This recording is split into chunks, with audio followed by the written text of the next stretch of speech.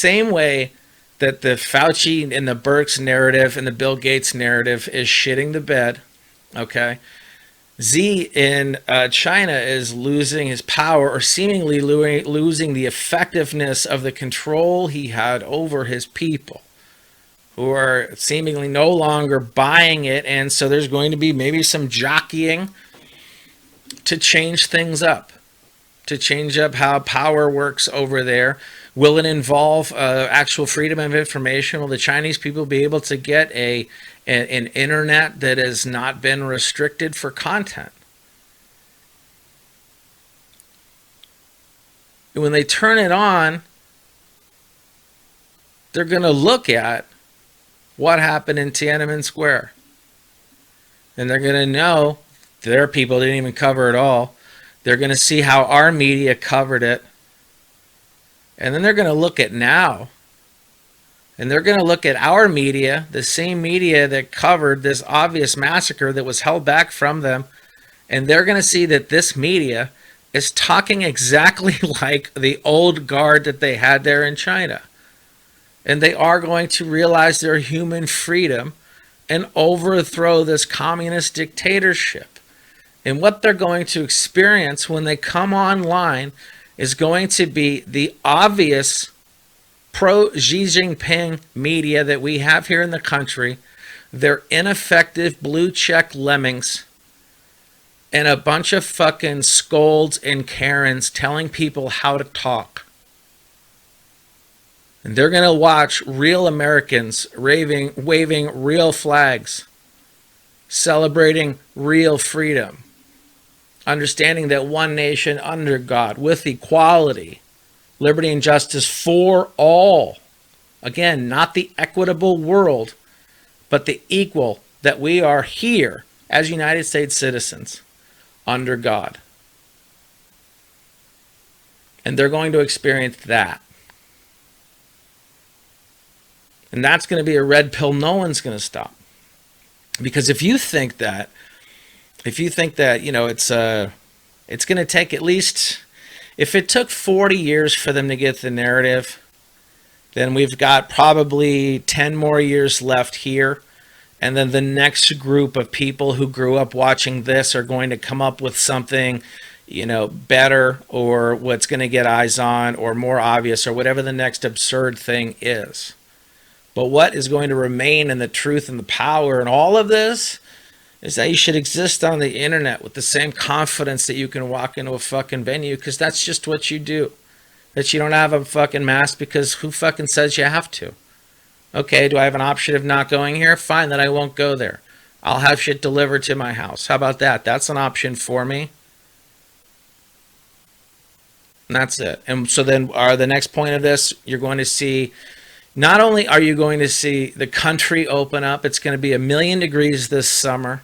Are people going to be so steadfast wearing their masks when it's 1,000 degrees outside? I don't think so. You're going to see more planes flying overhead. America is going to look more open. Where's your mask now?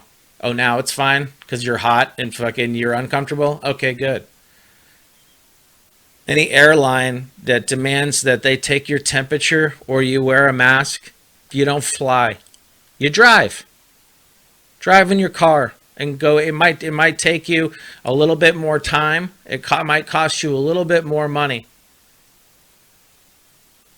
And if enough people tell those fucking nerds, remember the people, the same nerds who said $35 bag fee because gas is so expensive. Now gas is cheap. Where's your bag fee?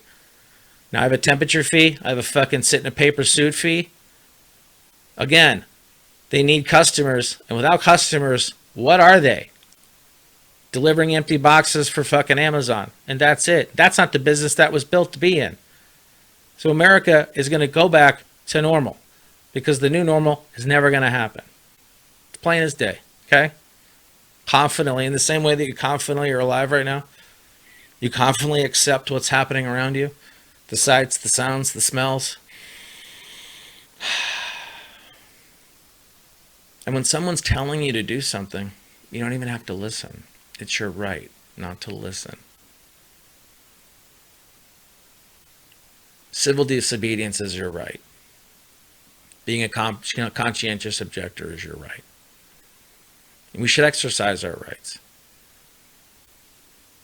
Because there's now the blue checks are running an AI program on the level of Share Blue to try to see if they can use machine learning to take over discourse on the internet. But you're going to see it. It's going to be the same poor identitarian logic that's undone by faith. It's going to be the same fucking namby-pamby crybaby shit that's undone with just the confidence of knowing who you are. And then reality, they would never say that to you in a million years. That's another thing. Why you're letting you realize people, like, they would never say that to you in a million years. You just read it as such. Let it boil down into shitty arguments. Let it boil down into shitty metaphors, shitty analogies, and then name calling. And that's it. They'll let them swing themselves out. And they will, because they've got nothing. Because we were raised in sports. They're raised that the biggest loser gets the most power. That being the biggest victim gets you the most, the fastest. And no one's buying it. Just like no one's buying the mask. And no one's going to buy it in the fucking summer. And we should not be working with businesses that demand them and also don't have a workaround. So if Costco demands you have a mask, well, they also have a delivery service. Fine. If your store has a demand mask, they also have a pickup service. Use that. It's your right. It's your absolute right. Am I saying go out and fucking buy a Klan hood like that fucking idiot in Santee? No, but he fucking made a point, didn't he? Literally. I didn't mean for that. Come on. It's fucking stupid.